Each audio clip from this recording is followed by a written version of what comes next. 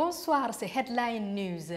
Concernant la crise scolaire, le gouvernement du Sénégal a entamé des négociations avec des syndicats d'enseignants pour trouver une solution de sortie de crise, mais ils sont toujours en désaccord. Une nouvelle rencontre entre syndicats et gouvernement est prévue le 17 février prochain.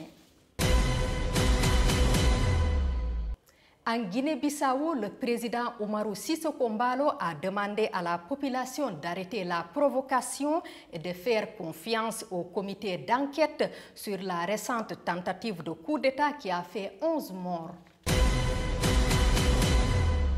Les dirigeants de la communauté des États ouest-africains CEDEAO réunis hier jeudi à Accra ont décidé de ne pas imposer de nouvelles sanctions au Burkina Faso, où des militaires ont pris le pouvoir le 24 janvier.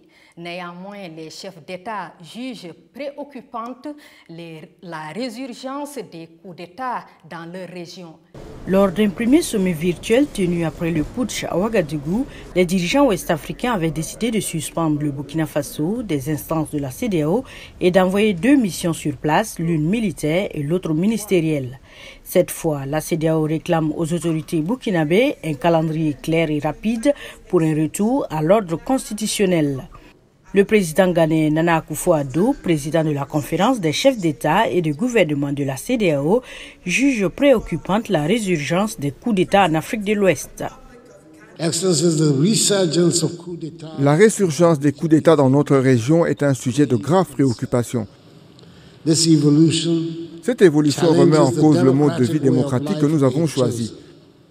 Nous devons rester fermes pour protéger la démocratie et la liberté dans notre région. L'Afrique de l'Ouest a été déstabilisée par 4 coups de force en 18 mois, 2 au Mali, 1 en Guinée et le plus récent, il y a moins de 10 jours, au Burkina Faso. Et mardi, un autre pays de la région, la Guinée-Bissau, a été le théâtre d'une tentative de coup d'État avortée qui a fait au moins 11 morts selon le gouvernement. Les dirigeants de la CEDEAO se réunissent à Accra en l'absence de 3 pays de cette région frappés par les djihadistes, Mali, Guinée, Burkina Faso, suspendus pour cause de coup d'État. La situation au Mali, théâtre de violences djihadistes, a aussi été étudiée. La CEDEAO a sanctionné en janvier la junte du colonel Assimi Goïta pour ne pas avoir tenu son engagement d'organiser des élections en février. En Guinée, le colonel Mamadi Doumbouya, visé aussi par des sanctions, a refusé de se laisser dicter un délai sur la transition. Headline News, c'est fini. Restez sur BNews International. L'info y est continue. Au revoir.